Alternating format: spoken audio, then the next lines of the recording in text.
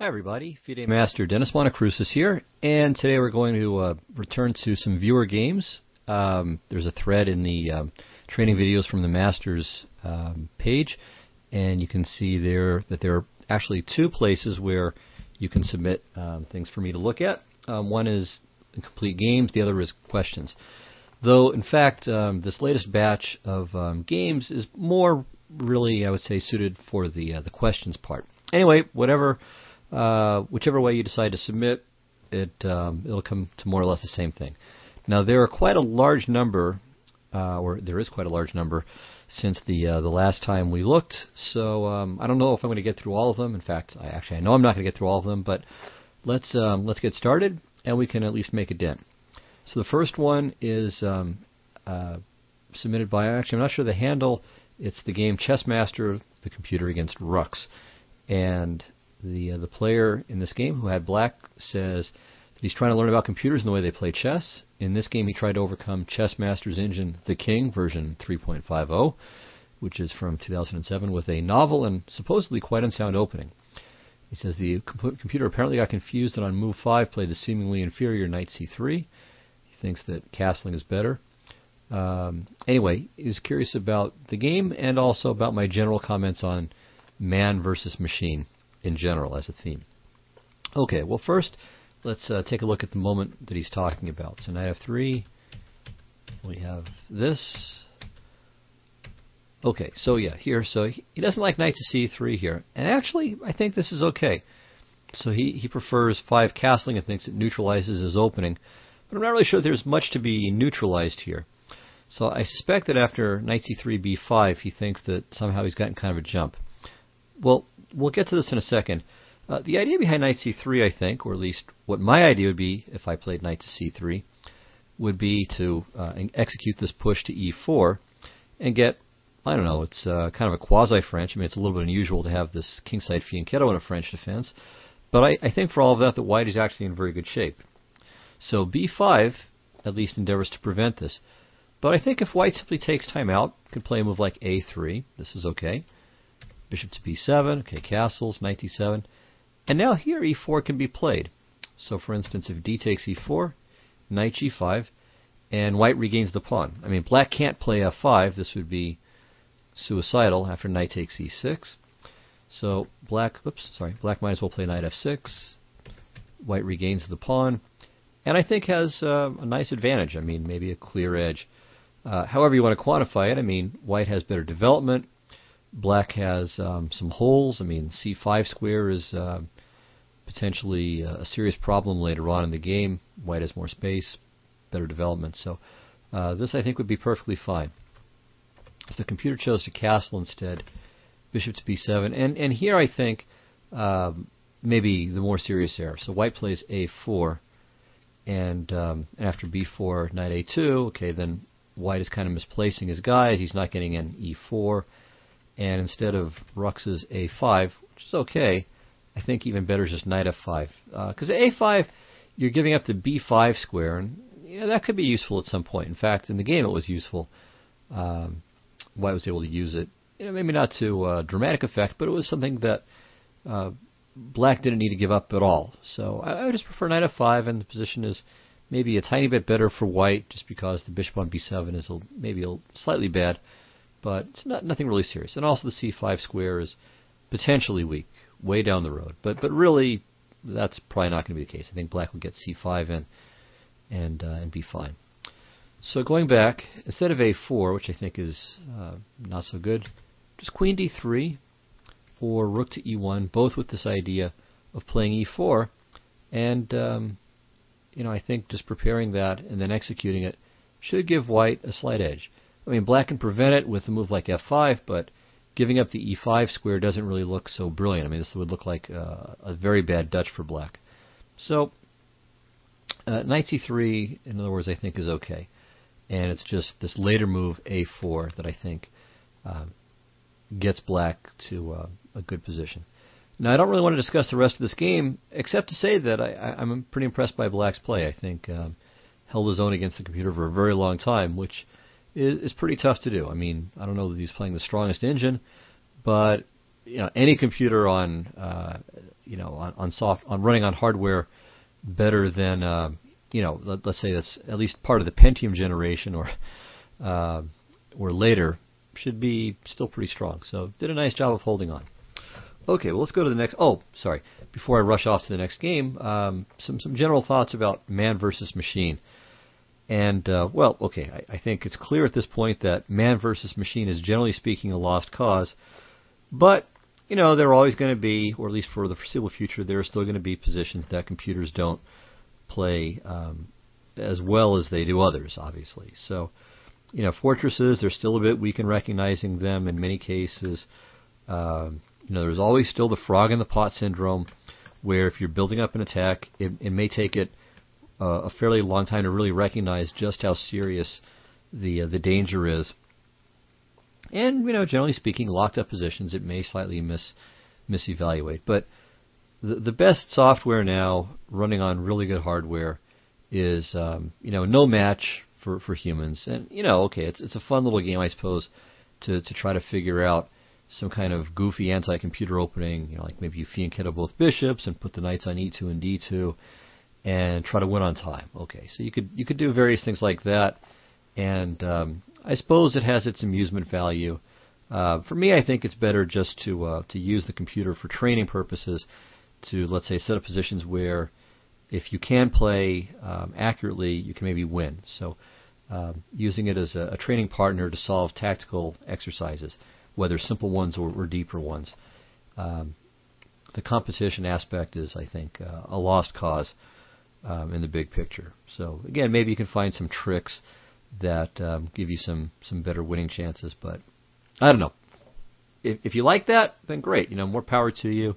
It's a big world, takes all kinds. I don't find much interest in it myself, but certainly it's an art in its own way.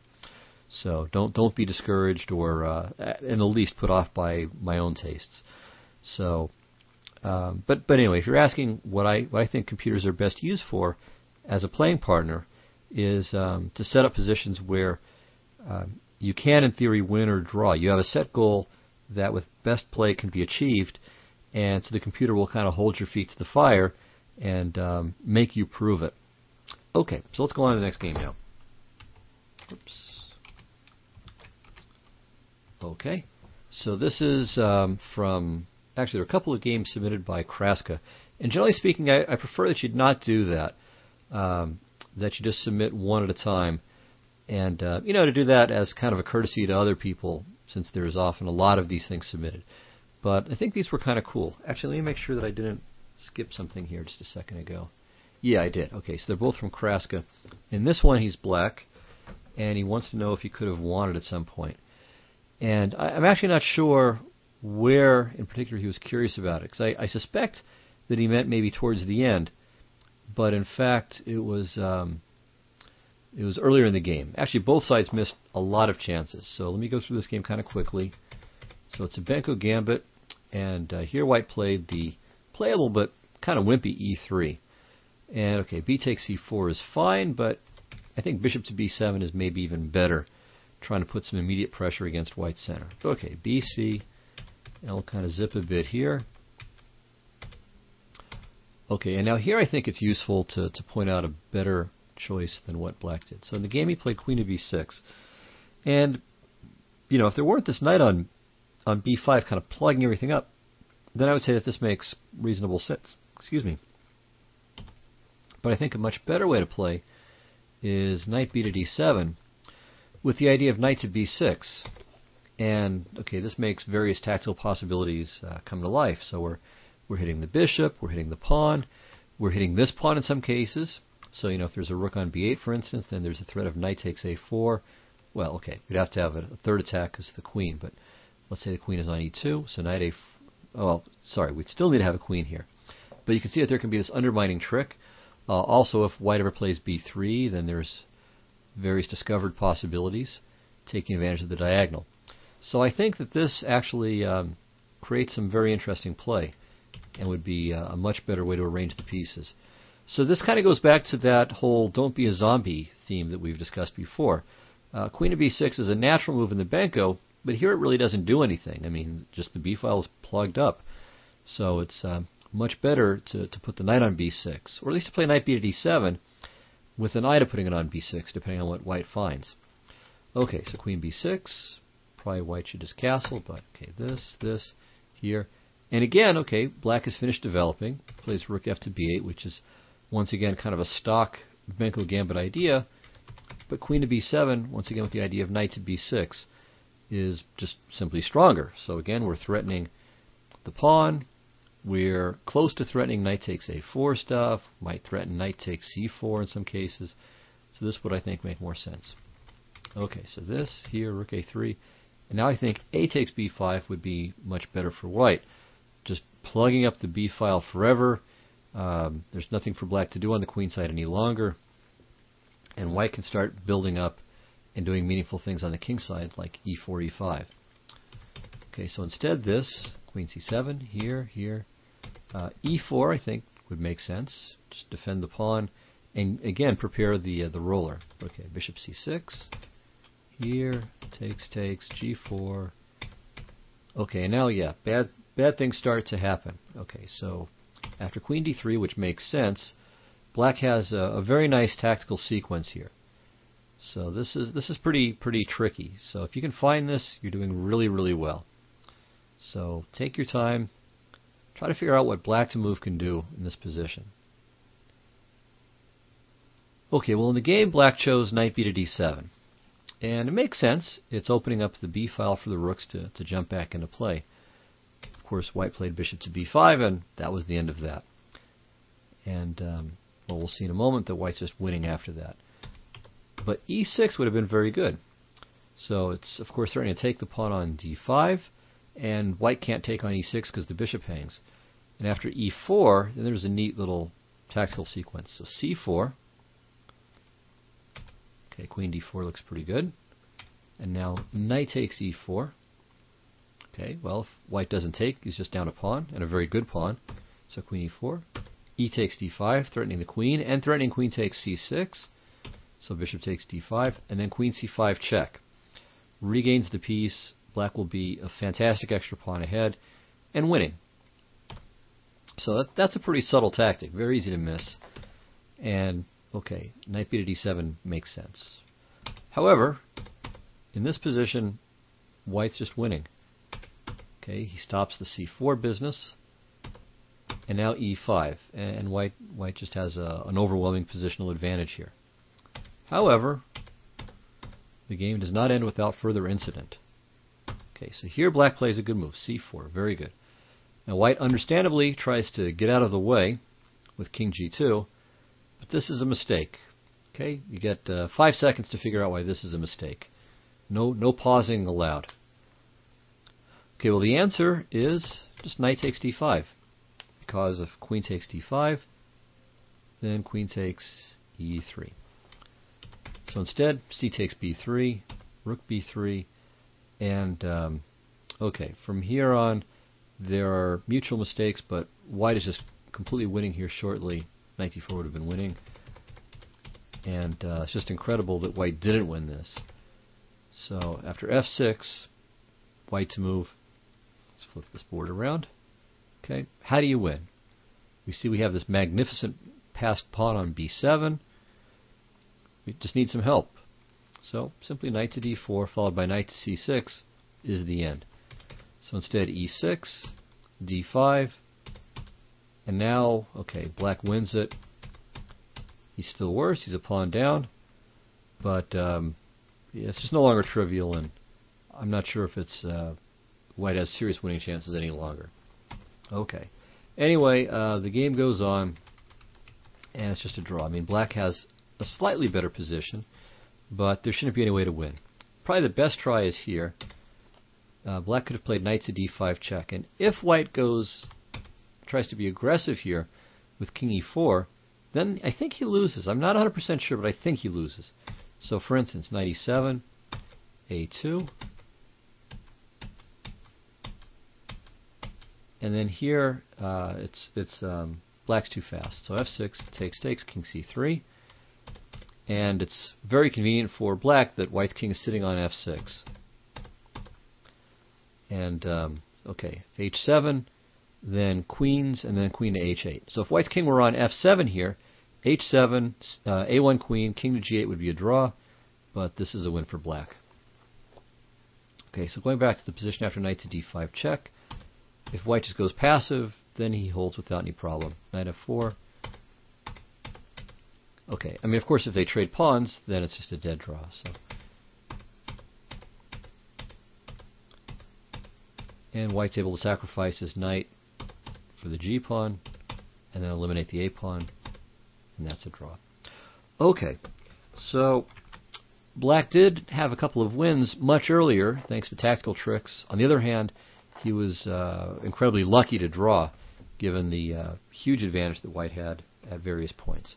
So an interesting game, but not a very clean one. Anyway, on to the next one, and this is by the same submitted by the same person. This time he had white, and he wants to know if the queen sacrifice that he made was sound. All right, so let's begin here. White has a wonderful looking position, and he ignores the threats of the knight with h takes g6, which is good because, of course, he's threatening rook takes h7 mate. So fg, and he takes anyway, and this is good too. And white has overwhelming compensation for the material. I mean, he's down a rook for just one pawn, but of course he's getting a piece back, and black's king is in terrible trouble. So when here, takes, bishop h8. Okay, here I think maybe h7 check is even better. I'm trying to bury this bishop on h8, and if, for example, king f7 check, bishop b6, knight c7, and black is practically getting disemboweled here. But white's move in the game was very good too. Knight to g5. Okay, black played bishop f6, clearing h8 for his king. Now e5, very effective move with the double attack, threatening e takes f6, and queen g6 check. Bishop f5. And, okay, what should white to move play here? Where should the queen go? Well, white's position is so good that he can probably move the queen someplace and win very easily. But the move he chose was even better. E takes f6. This is perfectly sound, perfectly strong move. So bishop takes d3 happened, of course. And now a couple of good possibilities here. So one is just to play h7 check, force the king to the corner. Then f takes e7. And if the queen goes anywhere but taking the pawn on e7, say to c8, then bishop to d4 is just mate next move. Very, very easy. Okay, now if you're getting paid by how many moves you make, then you can play queen e7 and just get bled to death. So knight takes e7. The bishop to d4 mating idea is still there. So rook f4, bishop f4. Okay, and now, all right, all kinds of things are still threatened. So let's say king g7, c takes d3. It's a ridiculous line. White's up 3 pieces. He's going to win more with the queen, and black's king is still in the mating net. So, okay, this would have been good, but actually the move play in the game was perfectly good too. So f takes e7. Black played queen c8.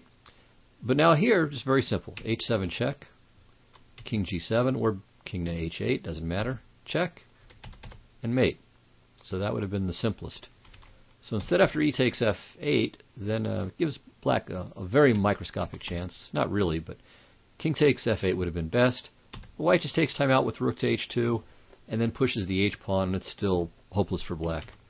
So in the game was queen takes f8, again, h7, and you force mate like this.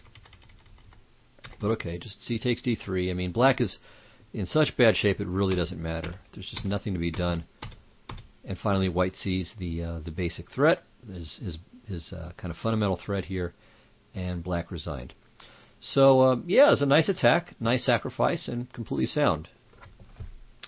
Okay, on to the next one. So this is from Ripper against Kitgran, and he wanted me to analyze this game and let him know where he went wrong. Maybe show some other moves or variations that could have turned the game into a win instead of a draw. And also wants to know if a particular exchange sack later on in the game is justified or a blunder. Okay, well, I don't want to say too much about this game, at least early on. So he's white in the game, and just want to start from this position here. So white's down a pawn, but has the bishop pair, black's king is still in the center, and black has various tactical liabilities. So there's this pin, there's potential skewerage here we could say, and the f-file is a potential problem as well, and white can maybe play bishop to h3 and add to the woes on the knight of d7, the knight on d7. So all kinds of neat things. And in fact, the best move here, if you can see through all the green arrows, is rook to f5. And yeah, I mean, black has some real challenges to meet here. Okay, so for instance, if he castles, whoops, hello. If he castles, then okay, if nothing else, I think white has bishop to f4, and let's say bishop to d6, then takes, and rook to d5 wins the knight on d7. So let's suppose black shores up everything on the d file with rook to d8 and gets out of the way of the skewer. Well, okay, still bishop to f4 is strong. And I mean, you can just see, I mean, black is just really badly tied up. If he tries bishop to d6, then takes, rook d5, queen e6. And now just a nice move like c5 is quite painful. Say black castles. Now queen takes d4. Material's even, but black is just in a terrible bind, and white should have a winning position here. Okay, instead, white played bishop to f4, which isn't a bad move. Bishop d6, takes, c5, queen c5. By the way, I should say that if I were playing black here, I would probably never even consider a move like queen takes c5 unless I was absolutely sure that any alternative was worse. Because queen c5, okay, I'm opening the c file for white. I'm leaving the knight on d7 unprotected, which means that I can't castle and may have other implications. And and it's for a pawn that's basically worthless. So, at least what I would consider here would be moves like queen c7, queen e7, trying to keep everything nice and compact and protected. The problem, of course, is that if you do that, then c6 is very unpleasant. So, at the end of the day, it may just be a choice of evils, but queen c5 kind of makes me very nervous. Okay, so queen c5. And now what should white's move do here? Well, in the game he chose rook a to c1, and this is a mistake. It lets black survive. So queen d6, bishop b7, castles, queen a6, queen e5, and the position is roughly equal now. Maybe white's a little bit better, but it's just nothing really serious anymore. Instead of rook a to c1, just rook takes f7 is just crushing. Okay, if black tries b5, then queen a2 covers the rook. And if king takes, then check. And black is toast. Okay, if he plays king to g8, then queen e6 check followed by rook to f1 is mating in one more move. If he comes to g6, then queen e6 check. And now some combination of bishop to f3 and h4, just whichever one comes with check, finishes the job. So king g5, h4, king h5, bishop f to f3 mate. So that was the way to skin the cat. In the game, as we saw, black kind of gets out of everything. Okay, and here we have our last position to look at, and white tried rook takes f6. Oops, rook takes f6. And after this, I think black is just better, although white has chances to hold, and in fact, white defended very well and saved the draw. It was actually quite impressive play, really, by white, I think, the rest of the game overall, and actually both sides played pretty well. I mean, I think black maybe missed some opportunities, but generally speaking, it was a pretty well played game from here. So, but I don't think white missed any real chances. If anything, it was black who missed some opportunities. So I think white should just be patient, not go for any attack, but play bishop to f3, and try slowly but surely to prove that this pawn on d4 is a weakness. So queen e5, queen c4, rook d8, maybe queen c5, and try to use this little bit of extra space and the fact that the d pawn is isolated to cause some troubles. Maybe be able to get some pressure against f7 at some point after getting g5 in. So anyway, this would be my recommendation. White has kind of a nagging edge. It shouldn't be enough to win, but white can push a little bit.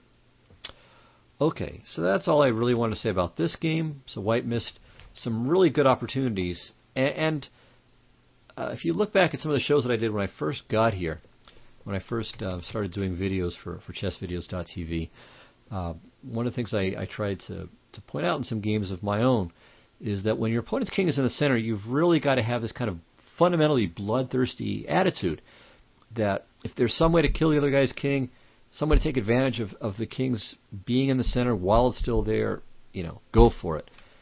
So takes, and then just rook f7. I mean, looking for these tactical blows. I mean, they ought to be there with, black having the king stuck in the center. His rooks aren't helping at all, and his queen is a little bit separated at the moment from the king. You've got this great unopposed light squared bishop, so it's not surprising that there would be tactical shots here. And it's a little surprising. I mean, white saw c5 and is a good player, but missed rook f7. Okay, so anyway, on to the next game.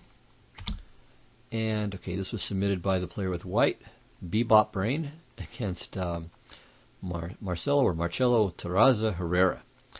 And white won this game, but it certainly wasn't because of anything that happened in the opening.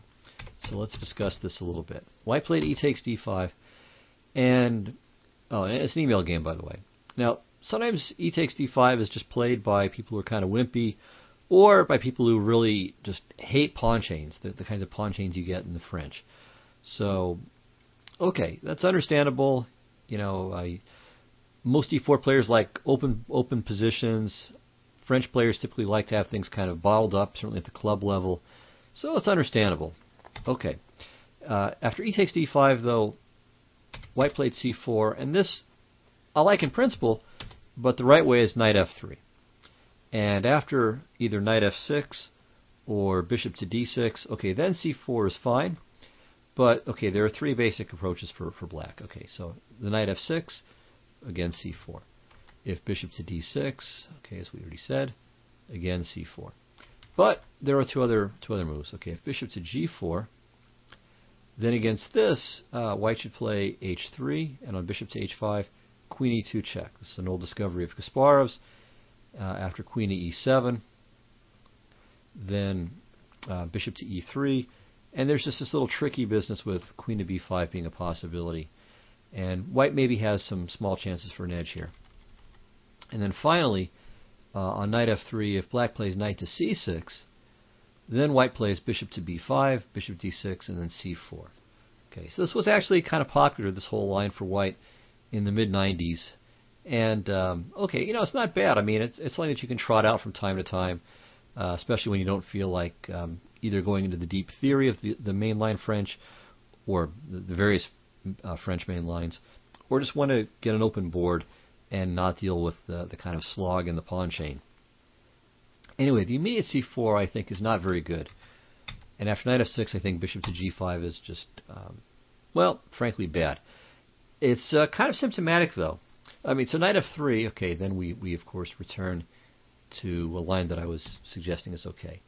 After c4, maybe knight to c6 is the best move. Anyway, knight f6, bishop g5, I think is poor because white really needs to get his king out of the way. And the bishop on g5, the pin really doesn't prove to be very meaningful. So bishop to b4 check, knight c3, castles, knight f3, bishop g4. And here, if bishop to e2, okay, white's probably going to be a little bit worse, but nothing serious. But queen d3, I think, is poor. And then after rook e8, knight e5 is another serious error. And here, I think black is winning. So knight c6 happened, f4, and now, okay, from here, black started to let things slip away. So he took, which I think is, first of all, unnecessary, and secondly is a mistake because it strengthens white's center for no good reason. So that pawn was a little bit loose on d4. Now it's fine. Okay, then h6, bishop h4, queen c8, okay, sidestepping the pin, bishop e2, takes, and now, although it's natural, in a sense, knight e4, it's just another mistake. I mean, it just gives up a pawn, c takes d5. And now all of a sudden white's in great shape, and okay, after f5, white just plays something like c4 or even castles. It's got a great position. But instead e6 was an error. Black could have played c6. And now all of a sudden white is just overextended because he can't play c4 Because CD, CD, queen c3 check, and it's time for white to just resign. It's losing everything. So knight takes c3 is what happened, and after queen e5, black is just lost. And he tried sacrificing the piece for 2 pawns, but even though white's technique maybe wasn't perfect from here, it was good enough, and he gained the point. Okay, so going back. Okay, instead of bishop takes c3, black had a much better approach, starting with h6. So first of all, white can't take because g takes f6, wins the knight, and white has nothing really resembling a kingside attack after that. But even probably queen takes f6 is okay too, frankly. Anyway, if bishop to h4, then g5 is good. And now, okay, bishop to g3 is probably safest, but takes, knight h5, threatening the bishop, threatening f6. Well, okay, not threatening f6 because of queen g6 here, but in some positions, I mean, if white were to play something like queen d2, then f6 could be played. But anyway, really taking advantage of all these pins, and you know, white's queen is kind of overloaded too. I mean, there are not only threats to this, but there's threats like here, and then taking on d4, and this is just a really big mess for white. But even this is better than what could happen if he plays f takes g5. Whoops. So now watch how bad it gets. So dc, queen c4, knight e5. Okay, and white can't play queen takes b4 because knight to d3 check is a double check and wins the queen. So d takes e5, rook takes e5. Now, bishop e2 is no good because the knight's not defending it on account of the pin. So black just plays rook takes e2 or bishop takes e2. So king f2, check, king e3, check, king f2, check again, double check, check this way, and then mate. And of course black could have cashed in and just won lots and lots of material earlier.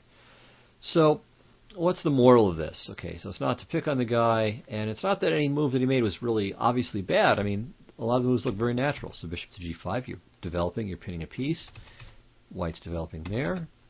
Okay, he's getting out of a pin with queen to d3. Here he's planting the knight on e5. This looks good. And it looks like he's kind of cementing it in. But the problem is that black's pieces are all very actively posted, and white's king is stuck in the center. So once again, you know, you've got to have your spidey sense going when you're playing black in a position like this, and look really hard for some way to kill the other guy's king. I mean, that's what the game's all about. And with black pretty much finished with his development, and white at least 2 moves away from castling, you really got to push hard to find a win in a position like this. Okay, on to the next one, and then I think we'll go ahead and close for this one. Actually, I'm going to skip over this next game because I think it's actually quite intricate. So yeah, we'll discuss this one. So this is between Torquay and Wiss. So Jay Wiss is the one who submitted it, regular contributor to this thread. And all right, basically what we want to discuss is the ending of this game. Okay, Wiss has black, and so let me just kind of zip away to that. So he felt like it should have been 0-1, and he okay, so here's what he says. He tried to create superior minor pieces. He felt like the endgame should have been 0-1. Perhaps I can also shed some light on it. It was a classic bishop versus knight with lots of pawns type of thing. Okay, well, I don't really want to say too much about the beginning of the game. Okay, in this position, black is just much better. Material's even. If he had played queen a7, I think he's got a winning advantage. But anyway, played h6, still much better. And he wins a pawn here. But I think knight a2 would be better to avoid the fracturing of his pawn structure that occurs later on. White's bishop is just not good at all, so there's not really any reason to let him swap it. Now, ironically, it's a good bishop from a sort of a pure textbook way of thinking about things. I mean, it's on the opposite color of all of his queenside pawns and the pawn on e4 as well, and so it's unimpeded. But as a matter of fact, in terms of common usage, it's a bad bishop because it's just biting on black's his pawn center. It's really got nothing to do. There's no job for it. So I think it's better for black to play knight a2.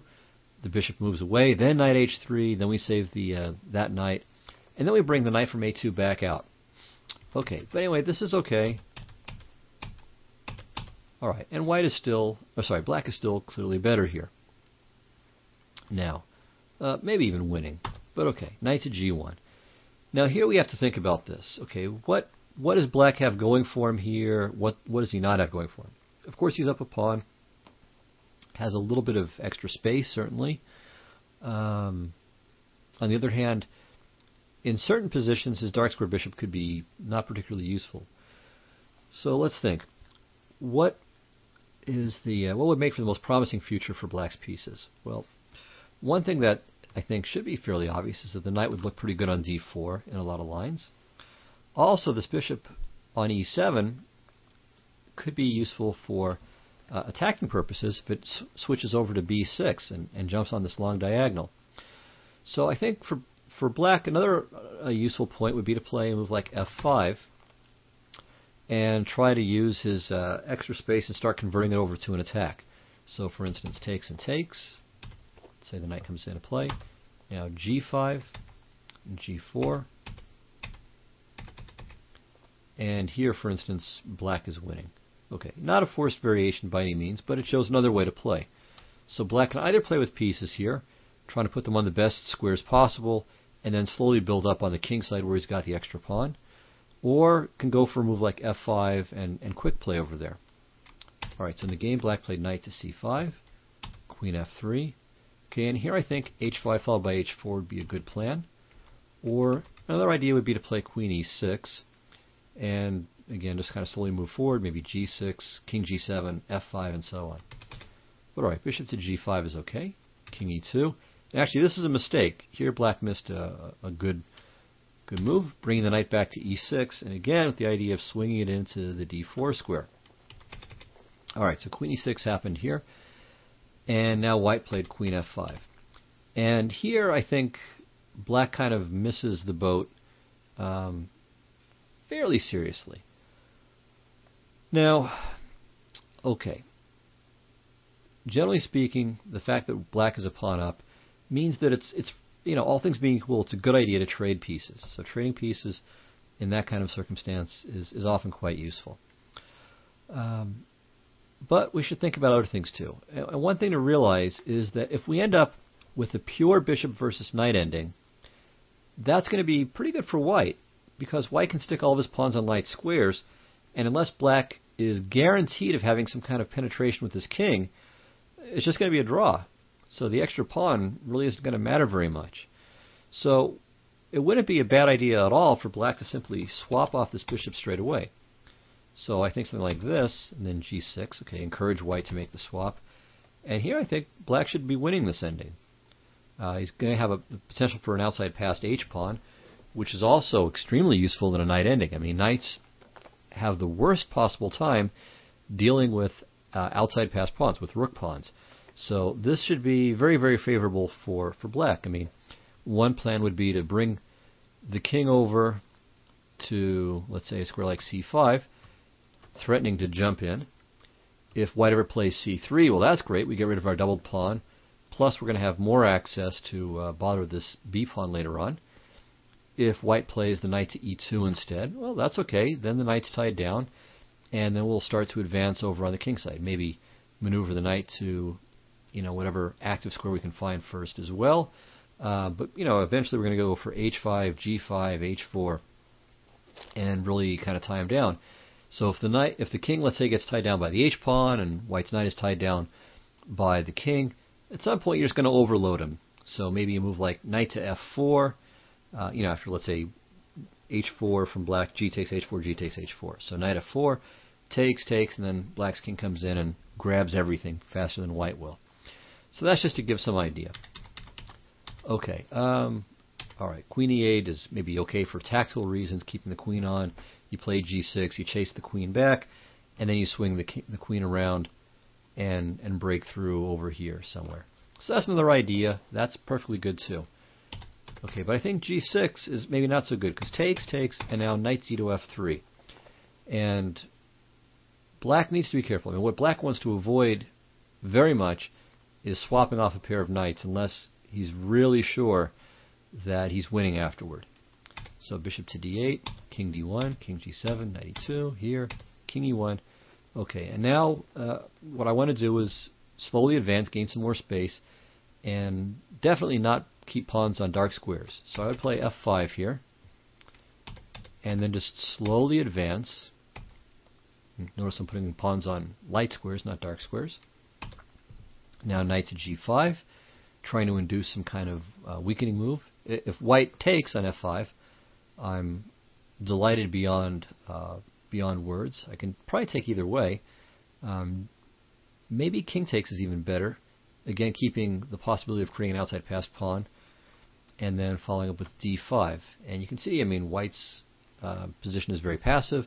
Black is gaining more and more space, putting his pawns where they're supposed to be, and this is quite good. Or, okay, let's say white plays f3. Then, all right, maybe bishop to e3. One idea being bishop to d2, swapping it off, and in fact that would even win a pawn in this position.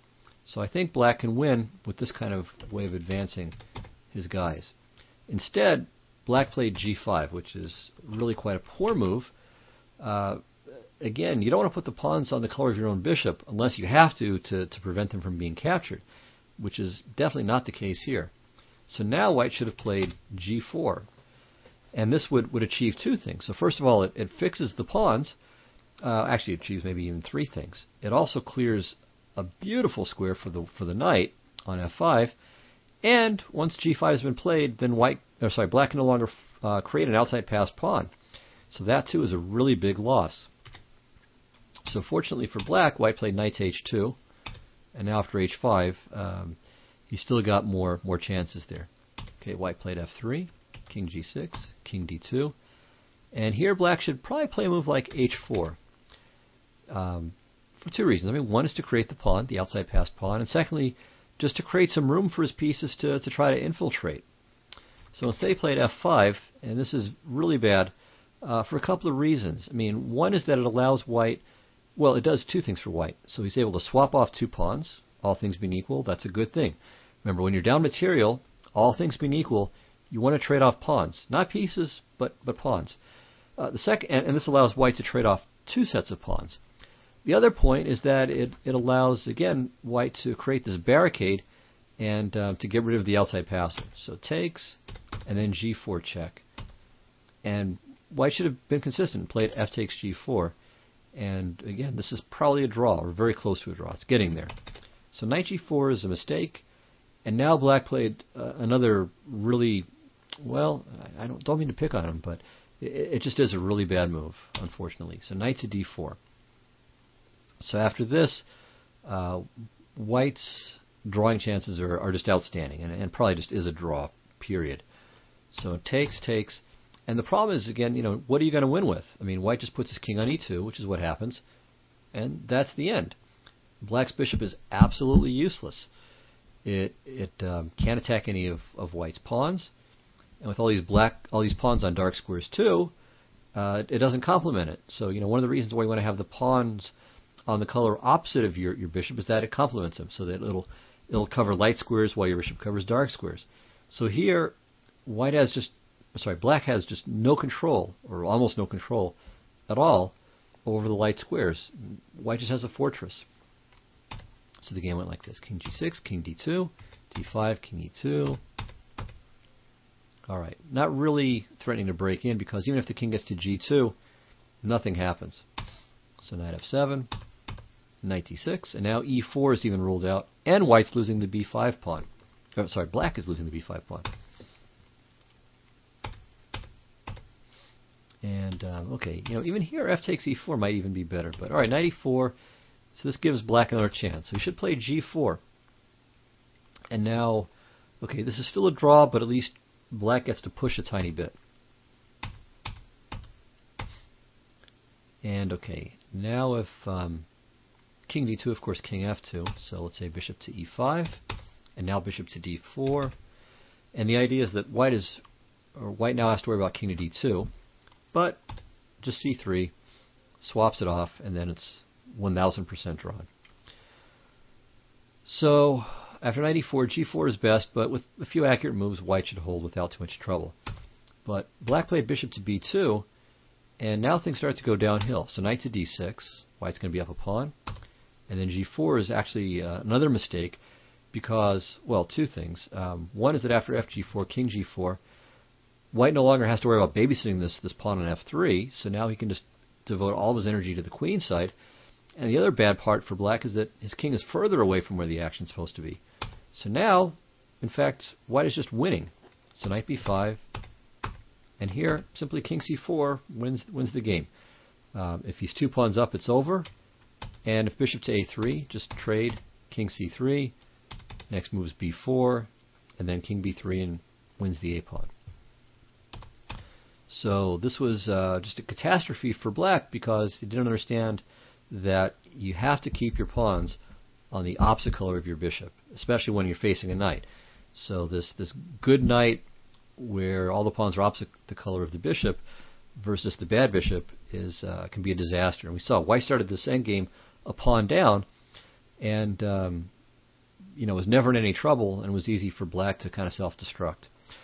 Very fortunately for black, white now loses the threat and plays knight to d4 check, which is terrible because after king to d5, well, okay, he played king to d6.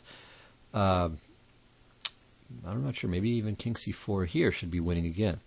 But okay, he played knight e2, king c5, and okay, even this is probably a win, or could be one.